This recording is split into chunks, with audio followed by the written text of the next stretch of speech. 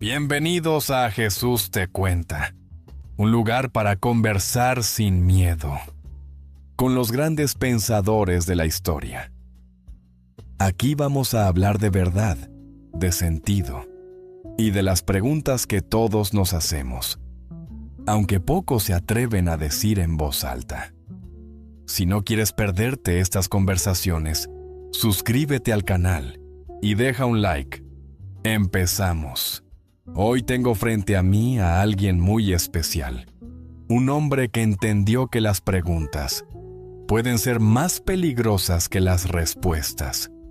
Un hombre que incomodó a su tiempo, simplemente por enseñar a la gente a pensar. ¡Sócrates! Gracias por viajar en el tiempo para estar aquí. No debió ser fácil dejar Atenas por un estudio con micrófonos. Tú pasaste tu vida preguntando, ¿qué es la verdad?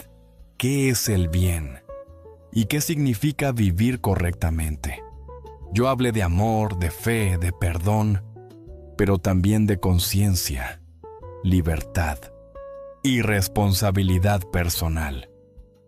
Tal vez hoy, más que nunca, necesitamos juntar esas dos miradas, la del que se atreve a dudar y la del que se atreve a creer. Prometo no juzgarte por todo lo que hiciste pensar a la gente. Aunque, siendo sincero, eso fue precisamente lo que te costó la vida. Gracias, Jesús, por invitarme. Soy Sócrates, un hombre que pasó su vida preguntando, dudando de lo que creía saber y buscando la verdad con honestidad.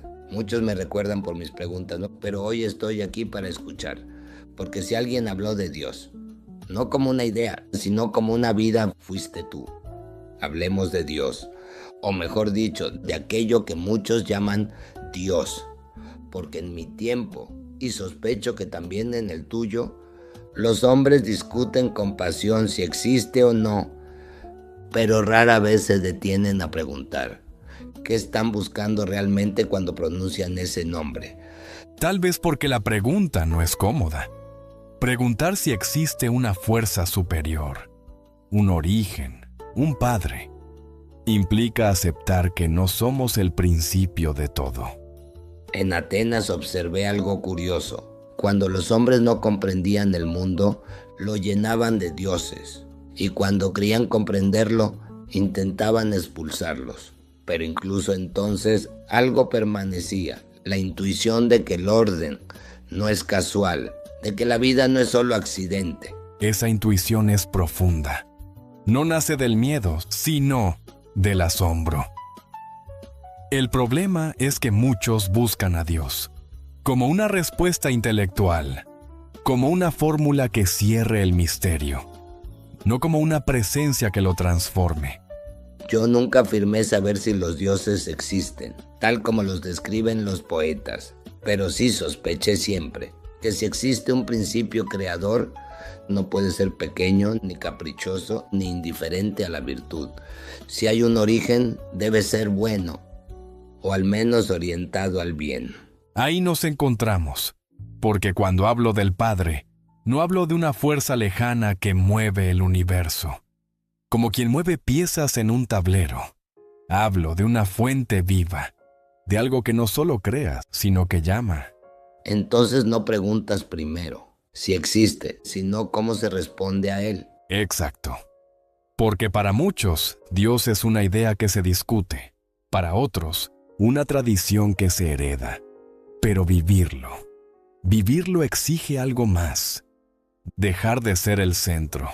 Y eso explica por qué tantos lo rechazan. No porque sea irracional, sino porque es exigente. Aceptar un principio superior implica aceptar que la vida no se mide solo por placer, poder o éxito. Implica transformación. Y no todos quieren cambiar. Por eso preguntan sin escuchar, discuten sin buscar, y niegan sin haberse permitido experimentar. Entonces dime, si alguien hoy te preguntara, si Dios existe, ¿qué le responderías? Le diría que la pregunta es válida, pero incompleta. Antes de responderla, Habría que atreverse a vivir, como si el amor, la verdad y la justicia no fueran ilusiones, sino señales. Pero entonces, Jesús, quizás entonces la verdadera pregunta no sea si existe una fuerza creadora, sino qué tipo de seres nos volvemos cuando actuamos como si existiera. Y eso nos lleva inevitablemente a otra cuestión. Espérame y bebo un poco de agua. ¿De que te acusaron a ti, Sócrates? Me acusaron de corromper a los jóvenes, no por decirles qué hacer, sino por enseñarles a preguntarse por qué. Las leyes querían obediencia, yo buscaba virtud. Tú, en cambio, hablaste de amar incluso al enemigo, y eso es más difícil que obedecer cualquier norma. Dime entonces, ¿cómo se sostiene una moral cuando nadie vigila y no hay castigo esperando al final del camino? No se sostiene, se transforma. El miedo puede imponer conductas, pero nunca forma corazones.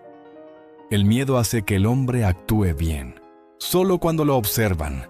El amor lo lleva a actuar bien, incluso cuando nadie mira.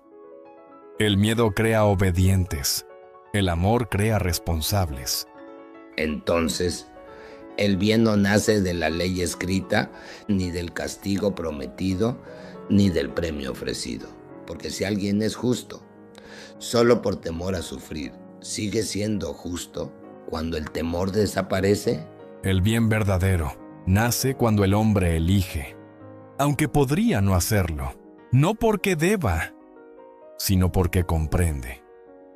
La ley puede señalar el camino, pero solo la conciencia decide caminarlo. Así que la virtud no se impone, se despierta. Y ese despertar es más lento, más frágil, pero infinitamente más humano. Aquí va una pregunta incómoda.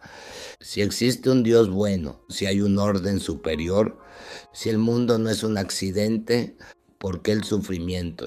¿Por qué el dolor alcanza incluso a quienes no lo buscan, a quienes no lo merecen, a quienes solo intentan vivir con rectitud?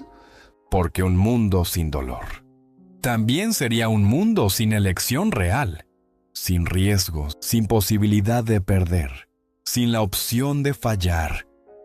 El amor no sería amor, sería programación. El amor forzado no es amor. La bondad obligada no es virtud. Entonces el sufrimiento no es una prueba diseñada para castigar, ni una falla del Creador, ni una señal de abandono. Es el precio de que el ser humano sea verdaderamente libre. Exactamente. Un mundo donde nadie puede herir. Tampoco permitiría sanar. Un mundo donde nadie puede caer. Tampoco permitiría levantarse. El dolor no es bueno en sí mismo, pero revela quiénes somos cuando todo lo cómodo desaparece. Así que el sufrimiento no prueba la ausencia de Dios, prueba la libertad del ser humano y también su capacidad de convertir el dolor en sentido, la herida en compasión y la pérdida en sabiduría. No es por qué sufrimos, sino qué hacemos con lo que nos duele. Ahora quiero que hablemos acerca de la muerte. Cuando bebí la cicuta, no temí morir, temí algo peor. Vivir muchos años más, habiendo traicionado lo que sabía que era verdadero. Podría haber huido, podría haber callado, podría haber salvado mi cuerpo, pero habría perdido mi alma. Tú, en cambio, sabías que ibas a morir, no por accidente, no por error. ¿Por qué no huiste? Porque hay verdades que solo existen de verdad cuando estás dispuesto a perderlo todo por ellas. Si huyo, mis palabras se vuelven consejos. Si me quedo, se convierten en testimonio. No vine a enseñar cómo evitar la cruz, vine a mostrar que vale la pena cargar. Entonces la muerte no fue el final del mensaje. Fue la prueba de que el mensaje era real. Yo enseñé a dudar, a no aceptar nada sin examinarlo, a desconfiar incluso de mis propias ideas. Tú enseñaste a creer, a confiar, a entregarse. Dime con honestidad, ¿no es eso una contradicción? No, dudar sin amor termina volviéndose soberbia. Creer sin preguntas termina volviéndose miedo. El problema nunca fue la duda. El problema es dudar, para no comprometerse con nada. Y el problema de creer, Sócrates, es creer, para no pensar. La duda limpia la mente. El amor ordena el corazón. Sócrates. Entonces el conflicto no está entre pensar o creer, sino en creer sin amar o pensar sin compasión.